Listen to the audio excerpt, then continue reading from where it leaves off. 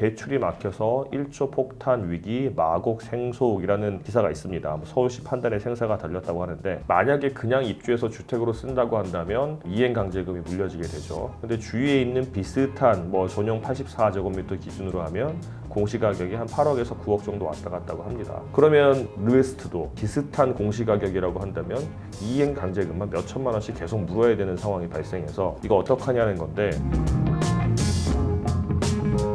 안녕하십니까, 강동호 변호사입니다. 이번에는 생활형 숙박시설 관련해서 말씀드리려고 하는데요. 제가 이 건 관련해서 영상을 여러 번 촬영한 것 같습니다. 그러니까 생활형 숙박시설이 마치 주택인 것처럼 허위 과장 광고가 돼가지고 의뢰인들께서 계약을 하셨고, 그래서 이거를 들어가려고 하니까 전입신고는 되긴 하지만 말 그대로 숙박시설인 것을 주택으로 이용한다 그러면은 공시지가의 10%에 해당하는 이행강제금 물어야 된다라는 문제가 발생해서 어떻게 풀어야 되냐 말씀 많이 드렸는데요. 조선일보에서 나오는 땅집고라는 기사를 보면 대출이 막혀서 1조 폭탄 위기 마곡 생소이라는 기사가 있습니다. 서울시 판단에 생사가 달렸다고 하는데, 이것도 거의 유사한 내용입니다. 여기 서울 강서구 마곡 나루역 5번 출구에서 걸어서 30초면은 도달하는 초역세권 롯데캐슬 르웨스트라는 생활형 숙박시설이 있는 모양입니다. 근데 이게 아직도 생활형 숙박시설이라서 만약에 그냥 입주해서 주택으로 쓴다고 한다면 이행강제금이 물려지게 되죠. 근데 주위에 있는 비슷한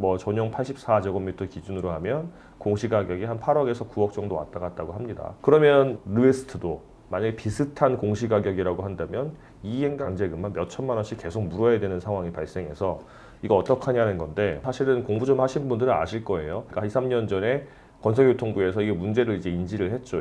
시행사들이 너무 주택인 것처럼 광고를 해가지고 하니까 피해자가 많아질 것 같아서 2년 정도 기간을 주고 올해 10월까지 바꿔라, 오피스텔로 바꿀 수 있게 해주겠다라고 해준 겁니다. 용도 변경을 허용해주겠다라고 했는데, 이 신문 기사에 보면요, 그렇게 국토교통부가 허용을 해준 다음에 용도 변경이 승인이 된 생활형 숙박시설은 1%밖에 안 된다고 합니다. 총 객실 수가 한 9만 6천 개 정도 되는데 그 중에 1250개, 1% 정도만 용도 변경이 승인됐다고 합니다. 그러면 사실상 계속 숙박시설로 남아있는 거예요. 그래서 남은 9만 한 5천 개 정도 중에 5만 개 정도는 숙박업 등록이 완료가 됐다고 합니다. 숙박업을 하려면 30개 이상 객실을 가진다든가 업체에 맡긴다든가 해야 되는데, 어찌됐든 숙박업으로 돼가지고 정상적인 용도들을 쓰고 있는 거고, 나머지 4만 5천 개는 이행강제금이 그대로 부과 대상이 됐다고 합니다. 이 롯데캐슬 르웨스트 마곡에 있는 것도 동일한 내용인 것 같은데, 사실 강서구에서는 건물이 복도, 폭등이 다 오피스텔로 바꿀 수 있는 겁니다 라고 해가지고 서울시에다가 이 지구 단위 계획을 오피스텔로 바꿀 수 있게 변경 심의를 신청했다고 합니다. 근데 승인 권한이 있는 서울시에서는 이렇게 되면은 민간 사업자가 아파트와 다르게, 오피스텔과 다르게 분양을 받아놓고 나중에 다 짓고 나서 특혜를 받는 거니까 그로 인한 이익을 공공에 환원해라, 그 방책이 없다고 한다면 안 해주겠다라고 했다고 합니다. 그래서 계약자들이 지금 설왕설래하고 있는데, 사실 용도 변경 아까 1%밖에 안 된다고 했잖아요. 그러니까 생활형 숙박시설 지어놓고 나 오피스텔로 바꾸게 해줄게요, 국토교통부에서 인정했다고 하더라도 내가 하고 싶어도 못합니다. 못하는 경우가 많아요. 왜냐하면 오피스텔이 되려고 그러면 일정 부분 주차면이 확보돼야 되거나, 아니면 피난 복도 넓이가 만들어져야 되거나, 피난 층이 있어야 되거나, 여러 가지 조건이 있고, 또 학교 문제라든가 이런 것들이 있는데, 이게 상업시설인 생활형 숙박시설과 준주거로 활용할 수 있는 오피스텔과는 달라요. 오피스텔에서 더 엄격합니다. 그러니까 넉넉하게 지었다고 한다면 바꾸면 되겠지만, 그 상업시설 용도에 딱 타이트하게 지었다고 한다면 사실 준주거에 해당하는 오피스텔까지 용도 변경이 될 수 있는 이 외의 요건들을 갖추지 못해서 용도 변경이 안 되는 경우가 많아요. 실제 그래서 1%밖에 안 된 거죠.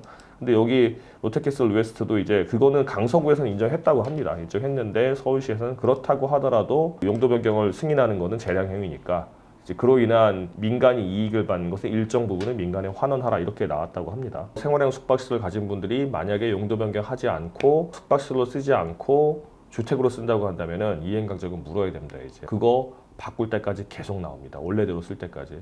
그러면 이론적으로는 한 10년만 하면 집값 나오는 거죠. 그러니까 이게 문제가 심각한데요. 그거 피하려면은 사실은 숙박업 등록을 맞춰야 되는 거예요. 그 35실 묶어가지고 숙박업 등록을 하거나. 근데 개인이 30개 만들 수는 없잖아요. 그러니까 보통 생활형 숙박시설의 운영 업체를 선정을 해가지고 그 업체가 운영을 하고 수익금을 받는 구조로 되는데, 그것도 문제가 좀 있습니다. 은행들이 잘 대출을 안 해주려고 그래요. 제3의 업체가 운영을 해서 그 수익을 준다고 한다면 그 업체는 대출의 당사자가 아니기 때문에 그러니까 대출 당사자가 아닌 사람이 그 대출 목적물을 운영을 하는 경우는 은행에는 위험 자산으로 보게 됩니다. 그래서 문제가 많습니다. 사실 저희 의뢰인들 같은 경우는 이게 생활형 숙박시설을 용도 변경하는 건 사실상 뭐 거의 특수한 경우 빼고 안 된다고 보고요.